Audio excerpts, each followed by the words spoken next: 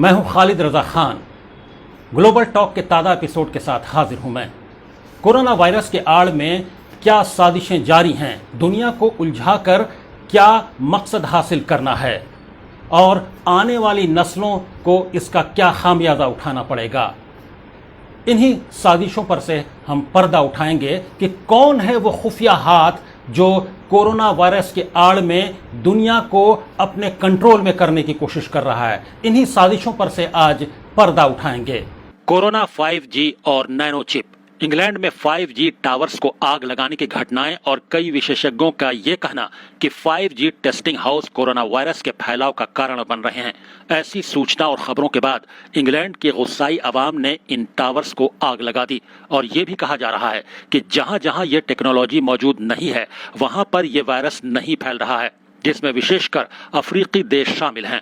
इस खबर के सामने आने के बाद एक खोज पैदा हुई कि क्या सचमुच दुनिया में कुछ ऐसा होने जा रहा है। तो अर्थव्यवस्था और राजनीति से संबंधित दुनिया के सबसे बड़े मैगजीन द इकोनॉमिस्ट की एक रिपोर्ट ने सभी हसास संवेदनशील बुद्धिजीवियों को चौंका कर रख दिया।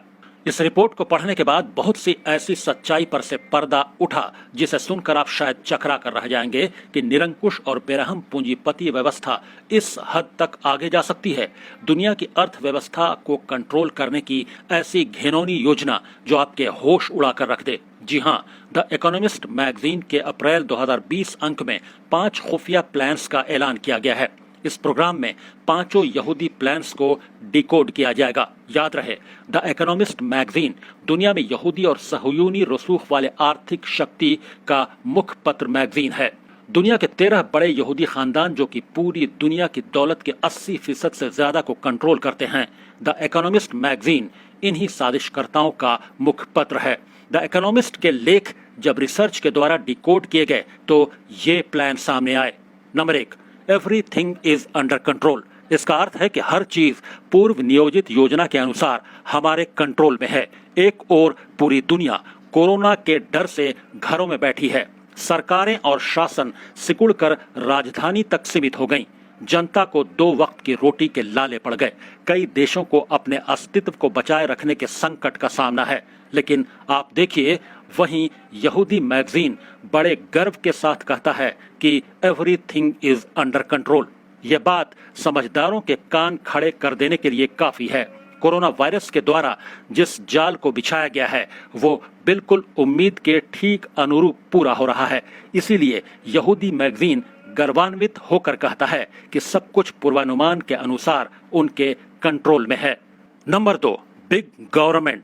इसका मतलब वैश्विक सरकार यानी वर्ल्ड गवर्नमेंट है।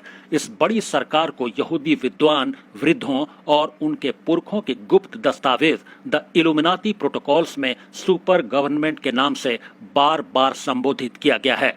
इसका विस्तार पूर्वक वर्णन भी, जिसके अनुसार पूरी दुनिया की वैश्विक सुपर गवर्नमेंट बनाई जाएगी, जिसका शासक फिरऔन और नमरूद की तरह पूरी दुनिया पर अपने मसीहा के जरिए दुनिया पर शासन करेगा।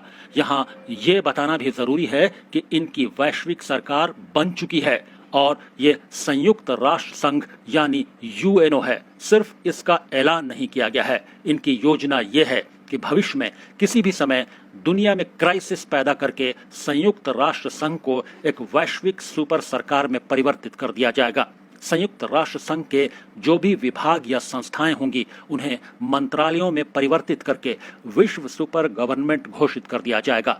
इस सरकार की बागडोर यहूदी वंश के किसी ऐसे व्यक्ति के हाथ में दे दिया जाएगा जो दज्जाल के लिए हैकल सुलेमानी का निर्माण करेगा।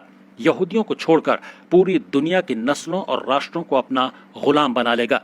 वर्तमान समय में आते हैं। ब्रिटिश पूर्व प्रधानमंत्रियों से लेकर कई बड़े नेताओं ने अब खुलकर कहना शुरू कर दिया है कि एक विश्व सरकार बननी चाहिए। ये सब उसी विश्व सुपर सरकार बनाने का रास्ता हमवार कर रहे हैं। अगर संयुक्त राष्ट्र संघ का कोई ऐसा शासक बन जाए जो वैक्सीन देने का ऐलान कर दे तो दुनिया का कौन सा देश होगा जो उसके शासन को स्वीकार न करे। Number 3, liberty. लिबर्टी का मतलब है आजादी। यहाँ आजादी का अभिप्राय दुनिया को जो आजादी हासिल है उसका कंट्रोल उस खुफिया हाथ के पास है। The year without a winter.